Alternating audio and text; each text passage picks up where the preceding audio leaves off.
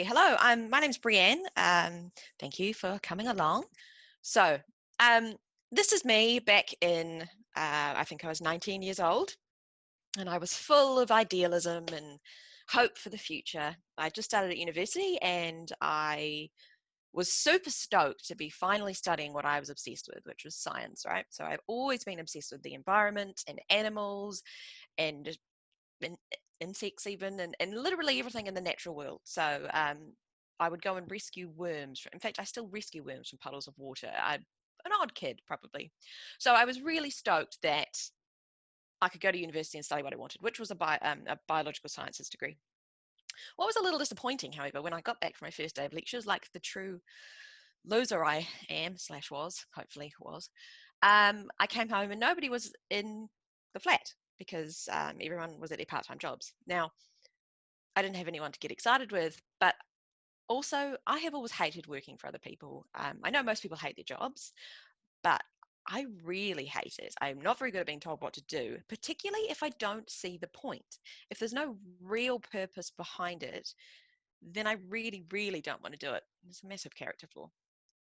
So really that was the factor that caused me to start my very first business, my first real business, because my first actual business, or my first play business, I suppose, I started when I was 8 years old and was a pet detective company. I told you I was a weird child.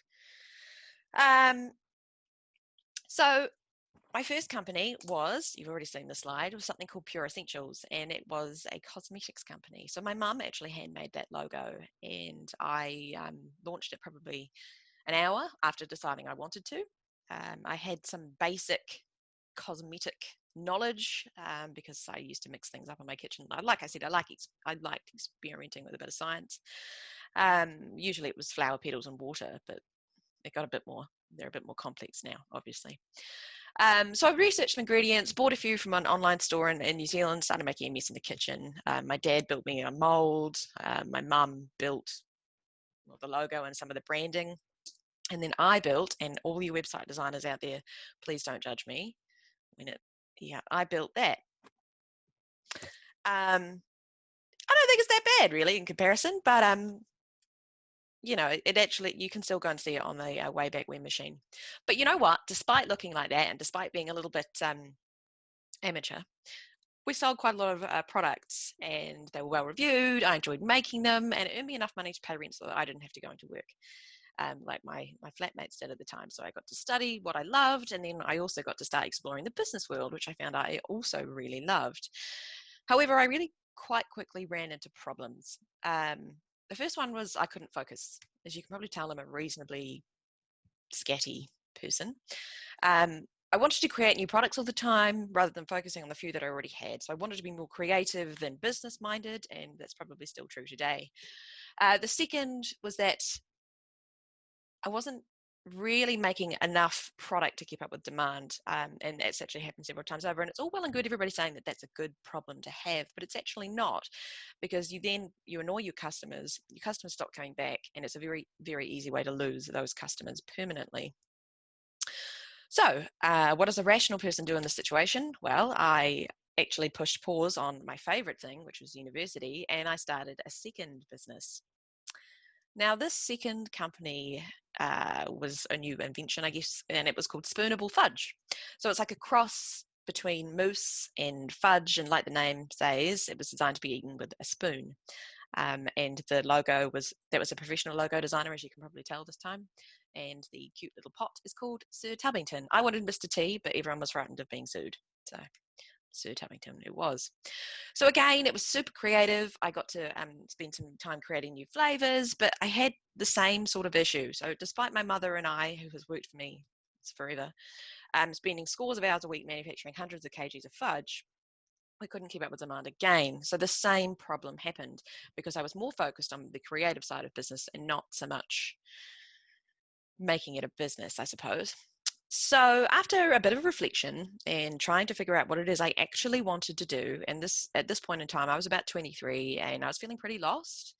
I wasn't in a good place financially. I wasn't probably in a great place mentally. I just wasn't sure what I wanted to do, because I had such passion for the environment. I didn't know how to express it. So I listed both companies for sale. And I actually just did that on Trade Me, and they both went to new homes. And unfortunately, I don't believe either of them are still running, but they were certainly for a while. But I did learn a lot. So I learned that I am really, really good at creating stuff, and that I really love it, and hopefully stuff that people like. I also learned that I can't ignore the financial side of things, because that can get you into an awful lot of trouble. And the biggest thing I learned was that normal business is not enough for me, and that I need a purpose beyond making money. So these businesses didn't really have a point, right? I mean, one was about feeding people sugar, cream, and chocolate, and the other one was just about creating stuff and then selling it to them. There was no purpose behind it. So whilst I was working for myself, I was still bored. So the third time around, I wanted to approach the idea of running a business with a bit more thought. I started back at university to give myself some time to clear my head. And I was beginning to realize that what I needed to do was focus on the environment, having a positive impact on it and the animals within it. So a few days after I signed the paperwork on my first business, and I felt super successful, because there's nothing like selling a business, even if it's for nothing at all, really, to make you feel like, you've achieved life. Although that wears off. I came up with the idea for Ethique, which we affectionately call the world's most sustainable cosmetics company. So I wanted to create a company that not only did good through its product, but also operated in the most ethical, generous, giving way possible, but still being financially sustainable itself. So I wasn't interested in the charitable model, because I just don't want to chase grants my whole life. I think people who do that have got the patience of saints. I couldn't do it. Maybe I will do one day. I don't know. I knew the environmental issues were piling up back then.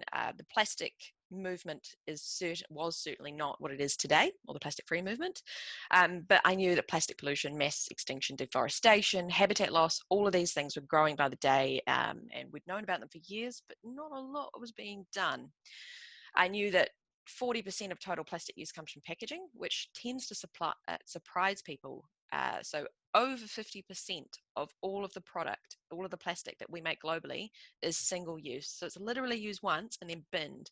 And of that, only 9% of all of the plastic we have ever made has ever been recycled. Recycling is not this big success story that we're led to believe. And it could be with more investment, and it needs to be, but right now it's not. I also knew that on average, New Zealanders use 50 million plastic bottles every year just for their personal care, so shampoo, conditioner, and body wash. And 75 to 90, or 70 to 90% of that is water. So doesn't it seem really bizarre that we make a product mostly water, package it in a plastic bottle, and then ship it around the world to customers who use it in a room filled with water? I thought that was a no-brainer. So that's why Ethique is all about getting rid of bottles in favour of bars. But no, it's not to be confused with soap, and I'm not going to go on about this very much, but you do kind of have to understand the concept. But they're exactly what you would get in a bottle of liquid product, just without the water removed. Now, we call Ethique the world's most sustainable cosmetics company for a lot of reasons. Number one, of course, is we have rid the world of plastic bottles, and this slide is already out of date because we've just announced that we hit 8 million bottles the other day. So it's a yay that we can that we've saved 7 million in terms of being disposed of, but it's also a yay that we've stopped it being manufactured, because plastic is particularly heavy in terms of carbon emissions, and I believe for every 350 mil plastic bottle of product, it's 450 grams of carbon dioxide emitted, depending on the plastic and all sorts of, there's variables, but it's about that much. So it's quite high. And recycling it is of course better, but that still uses a lot of energy usage. We wanted to skip the plastic in general. So we package our bars in compostable packagings. They're completely waste free. You can pop the box in your garden, bury it in a plant pot, in your green bin, whatever, and it will biodegrade or compost to be food for plants and microbes to support future life. We're of course cruelty-free, vegan. We use only sustainable, naturally derived ingredients, and unusually we are certified palm oil free. So I don't know if many of you understand about palm oil and the devastation that tends to wreak on environments in Malaysia, Indonesia, and now starting to in parts of Africa. But it is It's a very sad story, and it's a very complicated story, but until we believe there is a genuinely sustainable version or option for palm oil, and I don't believe we're there yet, we will continue to be palm free, which is quite difficult. But having a sustainable product was only one side of it. I wanted to operate as ethically as possible, and that meant considering everything and everyone who's involved. So we are a certified B Corp. I don't know if anybody has ever heard of B Corp out there. It is like a fair trade assessment for your entire company. It looks at how you treat your staff and how you treat your customers, although that should obviously be up there anyway. But what your product's life cycle is, from everything. It's I can see some people have heard about B Corps. Yes, awesome. It really is a phenomenal program. The biggest part about it is you do this big assessment at the beginning, and it shows you all your weaknesses. Now, I was pretty gutted because I wanted you get scored, and I think when we first did it, we scored 112, I think. I was really annoyed because I wanted 200. So we're recertifying this year, and going to get 200. I'm going to be the highest score in the world. That's the goal. We're also living wage certified, so that means everybody at Ethique gets paid at least the living wage, not the minimum wage. I don't believe the minimum wage is something that you can expect people to fairly live on. Your team are your single biggest asset that your business has. Without the people you work for, or who work for you, you will have nothing. So you have to look after them, and then in turn they will look after you. It's really, really critically important, and it's one that's often overlooked. Another facet of looking after people, of course, is supply chain. And in the cosmetics world, the supply chain is particularly hideous. For example, did you know that in almost every block of chocolate you've ever eaten, apart from a few wonderful businesses, and we've got quite a high concentration of them in New Zealand, but in almost every block of chocolate, there is likely to be a child labour component or a child trafficking component. The cocoa and cocoa butter industry is hideous. It involves a lot of child labour and trafficking and forced slavery. It's really vile. So I wanted to make sure, of course, that we weren't involved in anything like that at all, which is why we work directly with so many of our producers. And some of the photos you can see here are coconut oil produced in Samoa. So our supply chain is very important to us. It's how we prove that we mean what we say, right? These guys, they really are. What is important? What direct trade is not is someone from a different country going in and setting up a business. What it is someone from somewhere else buying directly from businesses that already exist in different countries, and that is the model we've employed. So we don't go in to a country and set up a business that then supplies us. We buy directly from local organizations already, and that comes with challenges in a variety of ways, but it's really important, and you see the impact that it has. You get that close relationship with them, and you know that it's making a difference, and it really is a genuinely beautiful thing to do. Of course, the biggest problem facing our planet is climate change. Look, if there's people out there who are still denying this is happening, then that's entirely up to you. But we are working on becoming climate positive, which means we offset more carbon than we actually produce, but we are currently carbon neutral. So we do this with a whole bunch of investment into either renewable energies, or our electricity is through Ecotricity, who are the coolest company. Highly recommend you check them out. We plant mangroves in places like Madagascar. We have plant forestry in various places, and we use a organization called the Eden Project to do that. That is the way we know we can look after our planet. And again, this goes back to the nature theme that this current month is about for you guys. But my favorite part of Ethique is our charitable program. So typically 1% of all profits is donated to charity by big businesses, and it's usually in the form of a CSR program, corporate social responsibility. We donate 20%, and that has been since day one. And that, again, is a way of giving back. It's really important. Businesses have so much impact on the world around them. I truly believe that's the way we can fix so many of our problems. So we work with animal welfare groups, environmental protection agencies, or those working to protect our oceans, for example. We also work a lot with community education organisations, and it's my favourite part of Ethique. So this is again part of the not necessarily business-minded moment of mine. A lot of people ask us why, if this is so important to us, why we don't donate 100% of our profits, and that goes back to the purpose. So that you have to be financially stable if you want to be around forever. Companies that don't manage their money will, of course, go under. But also, if you want to grow a global organization, we will need investment, and we have needed investment. And that means giving them a return. So that is why I have chosen a sort of a compromise model, so that we can both raise investment but also donate what I think is a fair amount of money. And 20% of profit is becoming a nice sizable chunk. So how did I actually start it? You will see, if you can see, the company name back then is actually different, and I look so much younger and wrinkle-free. Never mind, businesses do that to you. So I started in my flat kitchen. Like I said, I'd started back at university, so that was sort of helpful because I had access to some lecturers and some advisors and things. I covered that flat in all sorts of shampoo and just mess everywhere. But I roped in a couple of friends very quickly to help me wrap and pack products, built that website, as I pointed out, or built another website, and just started from there. And really, I was just testing the market at that point, because this was such a new product, and I didn't know if people would like it, because it's a bar product, and it's a new concept, it's a new, how do you use it? So it was very much a pilot for a year, I guess, and I did that without realizing. About a year and a half in, it began to get, again, to the point where it was overwhelming for what I could do. And I didn't know how to take that next step. And I was really, I guess, scared, for lack of a better term.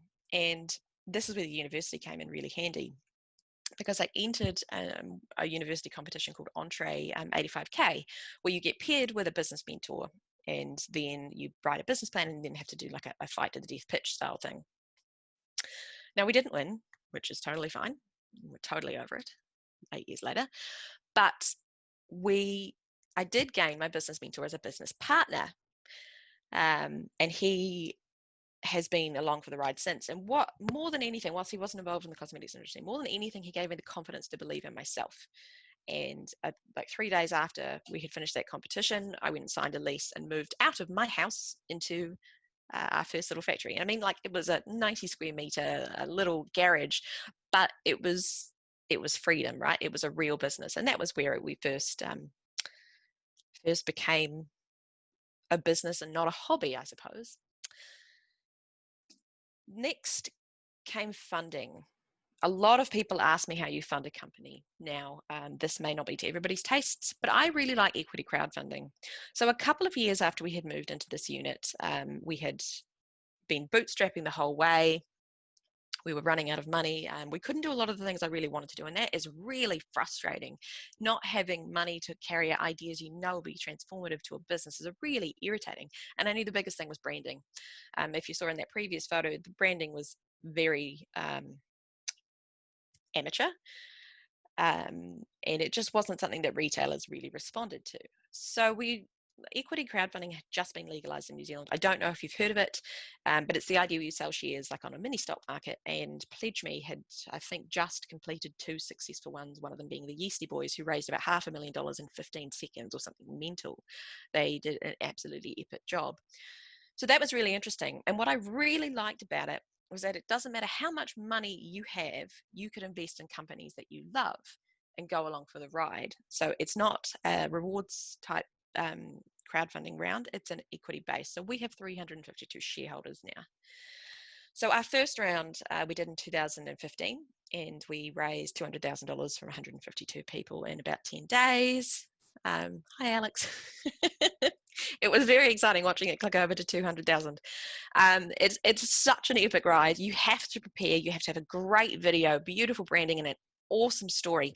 But you don't have to have everything sorted, right? We went out there, we weren't selling a lot. We knew what we wanted to do, so we had that purpose. We had a great plan, although plans, never really come as you expect. And we had a great story to tell, and that is what I think brought people along for the ride. So yeah, you get emails every sort of 15 minutes or so saying so and so has just pledged $30,000 to your campaign. I mean, that's the greatest email you'll ever get. I highly recommend equity crowdfunding if you want to fund a business. So much so that we actually did it again. So in 2017, we raised 500,000 in less, I think. Actually, it says less than a day, but it was actually 19 minutes. And I was on stage the whole time at a speaking event for the Social Enterprise World Forum. And it was incredible because the audience was calling out what the total was at the time. And I'd forgotten because, in the nerves of speaking to a couple of thousand of people in the audience, I'd totally forgotten that we were also doing something enormous over here. And Anna from Pledge Me was in the audience, and she was starting to message me, and it was crazy. And again, the success for crowdfunding, in my opinion, comes from having that story, having that great visual branding, and just having people back your purpose. And now, what I really hope for those 350 shareholders is that one day we'll be able to pay off their mortgages. They supported us when other people didn't want to, and now a lot of people want to, in terms of the bigger investment players, and we are not particularly interested in playing with a lot of them for obvious reasons. But now we really want to make sure that we reward those shareholders in due course, and I think that's a pretty epic success story for them. So I highly recommend equity crowdfunding, but you do have to put a lot of thought into it. But how did we go from a little 90 square meter unit to being stocked in 16 countries? And the plan was another 5 before the end of the year, although of course plans have been changed slightly. Well, the biggest sort of transformative moment was in 2016, and yes, there's a picture of Britney Spears there, because she was involved too. Yes, I'm 33, so I grew up listening to Britney Spears. Yes, I'm a fangirl. No, I don't care. I did an article for Forbes magazine. Now, if you know Forbes magazine, you'll know that it is enormous. And when I did this interview, I thought, oh, wow, this will absolutely set the world on fire. Everybody will know about Ethique. I've always had big ambitions for Ethique. I say $1 billion company, and people used to laugh at me, and people don't laugh anymore. But I have always dreamed big. And so when Forbes came along, I was like, yes, this is going to set the world on fire. We're going to go everywhere. It's going to be amazing. And in that first day, 4 people read it, because there's little counters at the bottom. Well, there used to be. More people have read it now, but back then that was pretty soul crushing. But about 2 weeks later, I woke up to, of all things, a Facebook message from a Huffington Post reporter who had just said, I really liked your story, so I've posted it on the HuffingtonPost.com. And that was when I looked at my email account and saw the thousands of emails, and on our website, thousands of orders and answers. I think we even had an answer machine. It was full. It was a while ago. Our social media accounts blew up. It was mental. We literally went viral. I know that is such an overused term these days, but we really did. And to be honest, whilst it was amazing initially, it very quickly grew overwhelming. The team of 4 back then was in tears. We were still making batches of 4 kgs at a time. We had to cancel or email them all and cancel 98% of these orders and just say, look, we've just got no ability to fulfill these. We had no idea this was coming. It was a crazy time. About a week later, and it didn't really help, but epic now looking back on it. So both Britney Spears and Ashton Kutcher individually shared them on their Facebook pages. So my mother texted me at 7 o'clock in the morning and said, Britney Spears has shared you on her Facebook page. And of course, being a 25-year-old horrible person in the morning, I probably wasn't very nice to my mother at that point and said something, of course she hasn't, go back to sleep or something. But she had, and we have the screenshots to prove it, just in case. And that was a day that took the stress away, and I think everybody danced around the office just listening to Britney Spears music. Yes, I know. It was a fun day. And that was what showed us, beyond everything else, beyond all the excitement and all the stress, that was what showed us that this product had legs offshore. So New Zealanders are environmentally minded, right? But as the rest of the world, I wasn't sure. I hadn't traveled very much at that point. I had no idea what the rest of the world really thought in terms of this kind of product.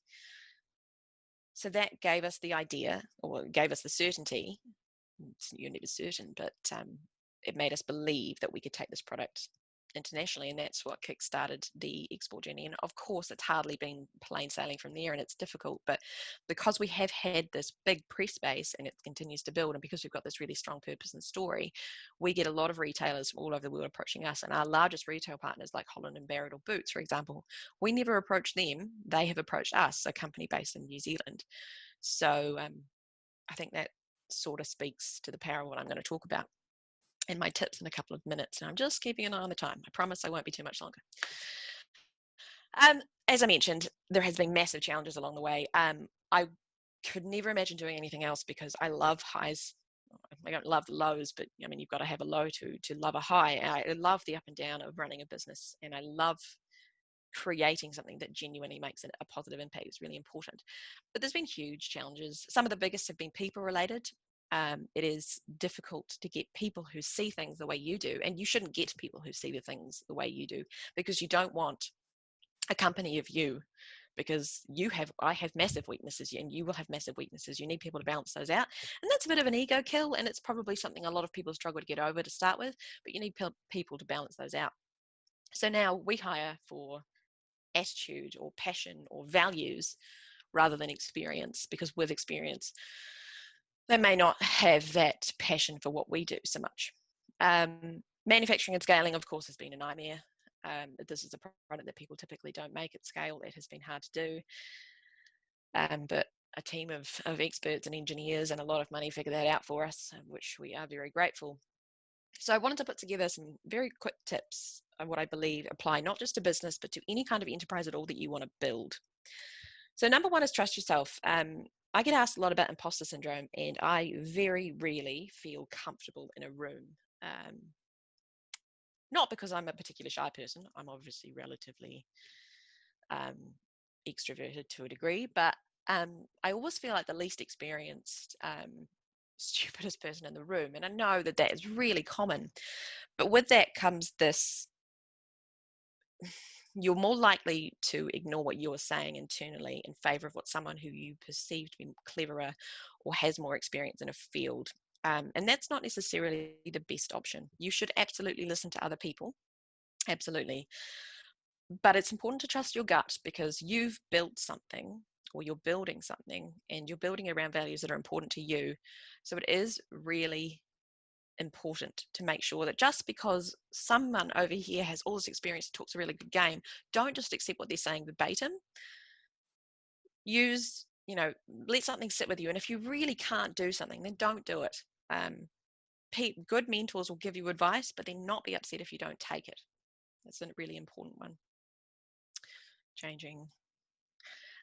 This is one I go on about all the time. I believe a business should have a purpose, and I also believe that most bigger businesses in particular cannot their employees, their teams, their shareholders cannot articulate that purpose. And it doesn't have to be some grand purpose about ridding the world of plastic bottles, for example. It doesn't have to be about making life easier for anybody. What it means is something you're striving for beyond making money. Your customer does not care if you want to buy another boat. You have to be able to talk about why your company is making something better or making their life easier. So it's really important to have that. And it has to be something that actually matters to you. It can't be something you think will matter to a whole bunch of people. It has to actually be embedded into you, and therefore embedded into the company. And you cannot make decisions that counter it. And number three is to be different. So I do a bit of mentoring and I really love it, but a lot of businesses out there seem to struggle articulating what the difference is about their business versus their competitors. And there is honestly not that many products out there that are truly, truly unique. But that isn't necessarily what makes your business unique. There is a multitude of other factors. Whether it's the values based on it, where it's made, who makes it, where it's shipped. It could be anything. But you need to say why I should buy your product over a competitor's. And again, so many people cannot. So that's got to be number one. You have to make the choice easy. If you can't tell me why your product is better than your competitors, how am I as a consumer supposed to know? And that really wraps that up. Question time. One from Brandon early on was, how many employees does Ethique have? Good question. We actually have 11 direct employees in head office in Christchurch. We are building infrastructure around the world in terms of logistics facilities, manufacturing or potential offshore manufacturing in America and Europe. And so we'll add to the team, but also in terms of our manufacturing, because in New Zealand we partner with co-packers in America is what you call them, but contract manufacturers, we indirectly employ about 160 others. Cool. And those, yeah, that's amazing. That Brandon posted that question when you were talking about the living wage, and so just putting that in perspective of that many people being paid living wage is pretty incredible.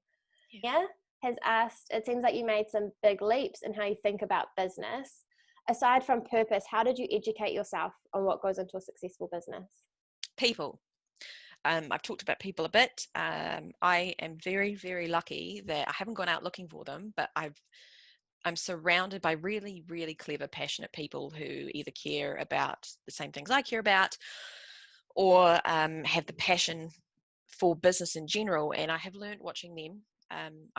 I read a lot, and I find that helpful to a degree, but real world, I think you've got to learn off people, and it comes down to mentorships. And unfortunately, mentors can be really difficult to find. So I appreciate that I'm very lucky, but I have learned everything I know from the people around me. Yeah, it's not an easy fix, unfortunately, that one. But reading is great. There's some great books out there. Anything written or spoken by Simon Sinek is one of my favorites. He's all about purpose and your why. Yeah. I love that. Simon Sinek was actually a recommendation of Holly's last month as well. So yeah, 2 incredible women recommending him. Make sure you check them out. Ryan, were there any choices you initially made that you believed to be more ethical than they actually turned out to be? Yes. And that is something that happens a lot with values-based decisions. And that's why I am much more focused probably now on the science and explaining something than on the visuals of something to a customer. The example would be our packaging. So back when we were Sorbet, when we first initially started, same company, everything was wrapped in water-soluble packaging. And it was awesome because you take the whole bar into the shower and it would the packaging would dissolve down the drain. And I had asked the manufacturer what it was made out of. It was made out of cellulose, and he gave me a bit of a breakdown of the process, but he also greenwashed me a little bit, and I was naive back then. So I did a bit more digging when we redid our branding and became Ethique, and I found out that actually that process is very un-environmentally friendly.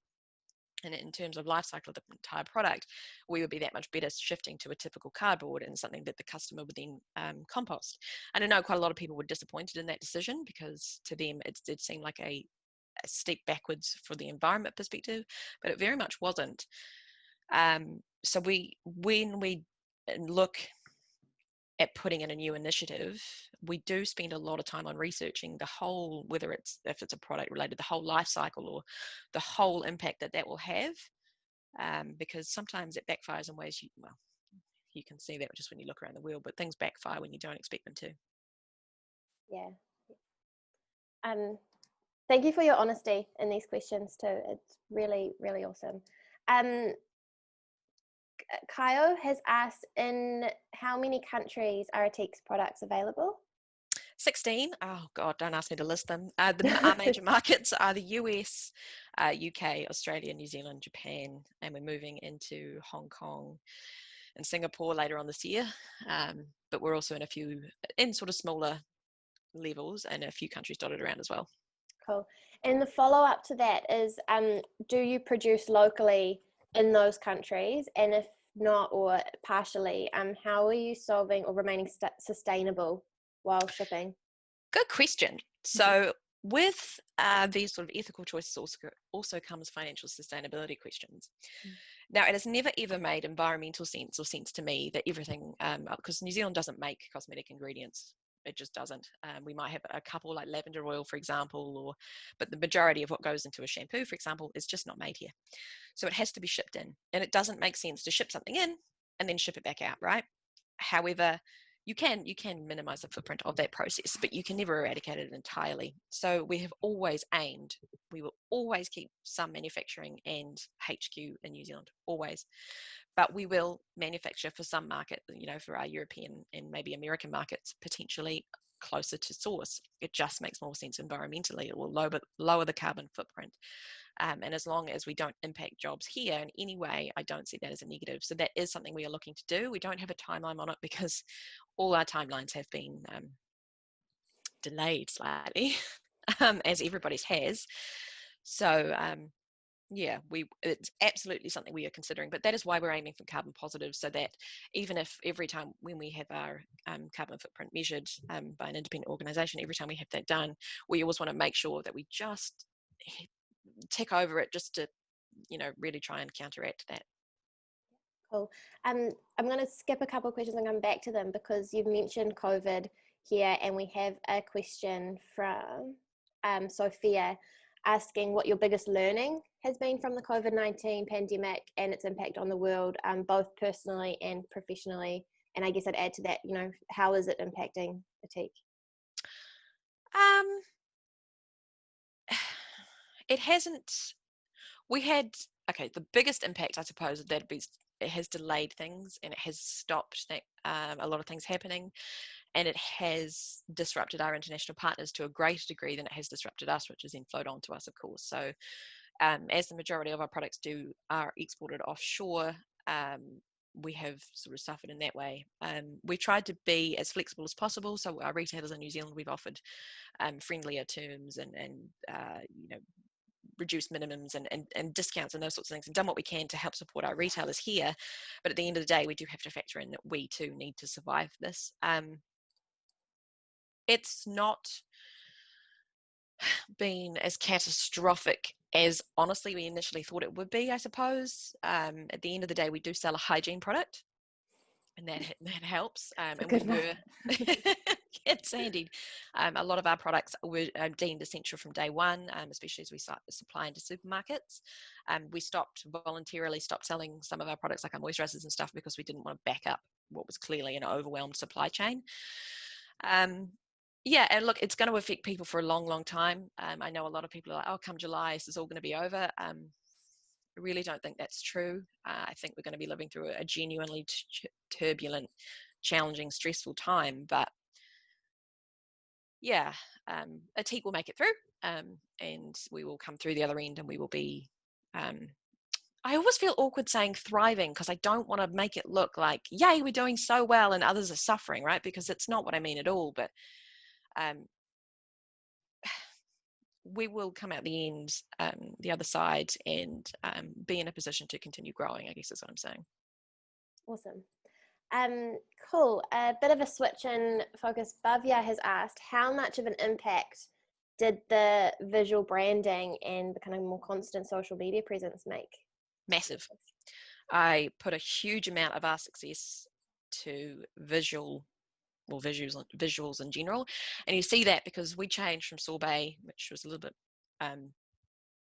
more amateur, to Ethique, and we saw the pickup in retail almost immediately, and nothing else changed, because you've got to have something that is shelf ready or appealing to the consumer's eye, and social media that goes along too. You've got to have something eye-catching. You've got to stand out in a very crowded room. I think having good design is really important. And I do see it as something that a lot of business owners who are really passionate about their product, they might tend to leave till last. I do recommend that you invest in that area. Made a huge difference. Yeah, cool. I suspect that this one could have quite a long answer, but is there any way you can summarize? Sarah from Third Eye has asked, how does the product work in bar form? Yeah. It is a long answer, because it depends on the product. So we have shampoo, moisturizers, face cleansers, but in a simplistic term, they are exactly what's in a bottle, but they just don't have the water, and you are already using them with water. So you simply dilute them on your skin or in your hair or whatever. I don't want to point people. I'm not interested in advertising at all, but if you're genuinely interested in how they work, we've got videos on our various social media platforms or our website, so that does explain and show. And we do a lot of education, because a lot of people are like, how on earth does a bar work? That makes no sense. So we go into quite in-depth science about what it is that makes a cosmetic work, and some of the greenwashing myths that go on in the industry as well. So we we do get that question a lot, but it is quite a long answer. No, that's cool. I've watched some of those videos when I first got one of the shampoo blocks, and I was like, do I put it on my head? Do I put it in my hands? So yeah, check out the videos. Rach has asked, how do you feel about the upcoming product stewardship law changes? We don't yet probably know enough about them. Yeah. So, and thankfully my product and regulatory manager will deal with that more than I will, to a degree. But I do believe this is a hideously unregulated industry, and it could do with more than what is coming. Cool. How did you begin the process of finding local producers or agricultural products to work with for your products? Lots and lots of Googling, but that eventually taps out, obviously. So then we started reaching out to people like TradeAid. Who do you know of? Oxfam's actually been really useful in that. They know local producers, and they specialise in helping with international trade or local trade. So just talk to people we know. Google was definitely not the answer there. I thought it would be for a long time, but the internet finally let me down. Talking to people who know more than you do is always the answer to pretty much every question. Yeah, cool. This is a cool question from Mama Can, who is a botanical artist and who loves the beauty of native New Zealand plants. And Mama Can, if you're still here, can you drop a link or something to your art in the chat? Because I'm sure there are tons of people here that would love to see that. The question is, do you use any native plants in your products? We use a couple, but in all honesty, not too many. And the answer to that is, might upset a few people. There is not a great deal of evidence that that botanical extracts will work in the concentrations they are used in typical cosmetics, and they are often there as label appeal, right? So we don't go into the active side too much. There are some fabulous botanical extracts without question, but you have to make sure you include them at a higher level. And that is something we're looking to do with a new range that we're going to launch later this year. It's probably been pushed to early next year. And we're going to launch a New Zealand focus range, which I'm very excited about. And it's probably been a long time coming. So that will include those sorts of things. But typically, we use a few things that are grown here as much as possible. But there is a few companies out there use like Kanuka and Manuka, which are of course proven beyond doubt to actually have scientific benefits. But again, it's the concentration in the cosmetics that's the important bit. Cool, thank you for that. How are you going for time, Brianne? You happy to keep going? We've still got quite a few. Yeah, good. Cool. Alex has asked 2 questions. The first being, are you talking to other cosmetic companies who are showing interest in the ethical production and packaging that you're doing? Have you had kind of industry and interest from that? Yeah, we have had a bit more from offshore.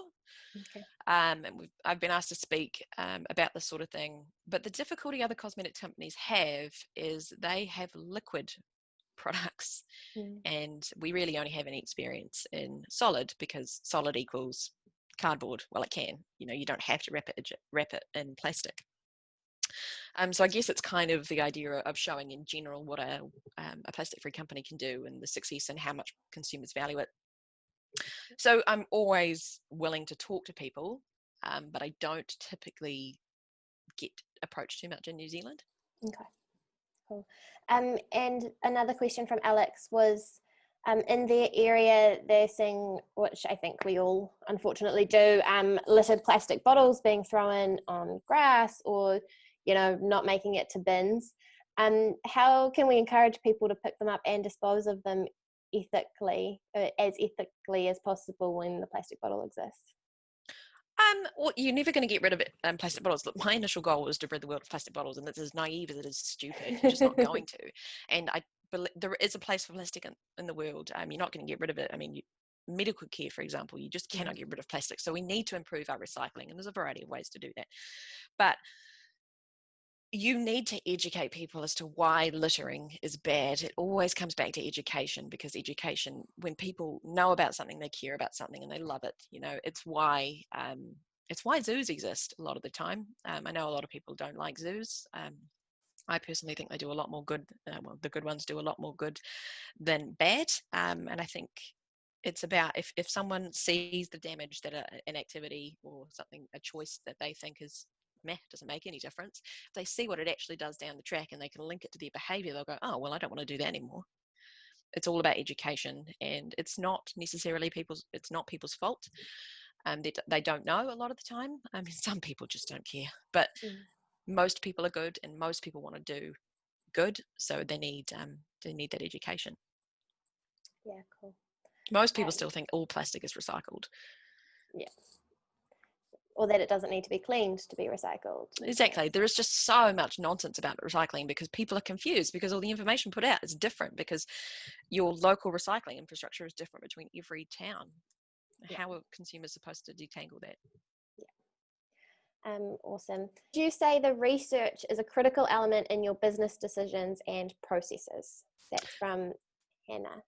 I'm not sure if you are referring specifically to product research, so R&D, or if you're referring to external market research, but absolutely, R&D for products is of course critical, so because we always have to maintain a new product pipeline and make sure they work, make sure people want them, and make sure they're innovative. So that's an absolute yes. As for research into, say, a new market, you must always make sure you know what you're getting into, and your partners and the markets that you're going into in terms of the consumer and what they expect and what they like and what they don't like and the cultural differences. So research is critical, and it's really interesting. You get to learn about new people and new countries and customs and cultures. I mean, you don't have to plan everything to death. I'm not a big fan of planning everything to within an nth degree. And Ethique, we haven't written a 45-page business plan in years, because we don't need one. We believe in a plan on a page and agility and being able to pivot when we need to. But research is important, absolutely. Cool. I love this question from Kelly Library. Who's the graphic designer? Because they love the branding. It's a combination of a couple of people, actually. So a wonderful team member, Jenny, has been with me across most of my businesses since I think we were about 20. So she does the majority of it. But the bare bones were laid down, I guess that would have been 2016, by a company called Double Lux in Christchurch. They're a boutique company, but very well regarded, and they did an epic job. Awesome. Yeah, so it looks like that's all of our questions. Are there any last comments you wanted to say, Ellen, if you're still there, you're dead right. There is no need to test on animals anymore in the cosmetics world. It's a despicable practice. A lot of countries, the EU, for example, has of course banned it. A lot of countries are following suit. There are two big holdouts. I'm sure you probably know who they are. And I believe that they will change in the near future too. So I have faith that it will be gone by 2025. And the big companies that a lot of people think do a lot of it are often the companies who are also putting the most research into finding alternatives. Yeah. Awesome. That was just because I saw that comment. Sorry. Yeah, no, I love it. But thank you for listening, guys. I hope that was interesting. Yeah, have a lovely day.